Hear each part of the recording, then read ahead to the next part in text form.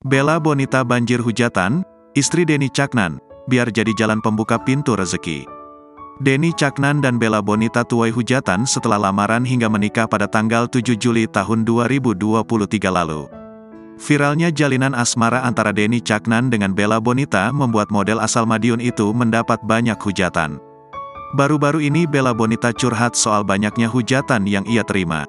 Banyaknya cacian dan fitnah dianggap Bella Bonita sebagai salah satu jalan untuk membuka pintu rezekinya.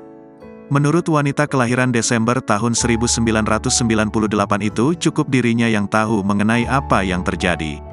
Menurut Bella, diam bukan berarti mengiyakan cerita yang dianggapnya manipulatif. Namun, diam adalah cara wanita yang pernah menjadi model video klip lagu Lost Doll itu mengamati sosok yang ia sebut manipulatif itu. Di akhir unggahannya, Bella mengucapkan rasa terima kasih kepada orang-orang yang telah mendoakannya.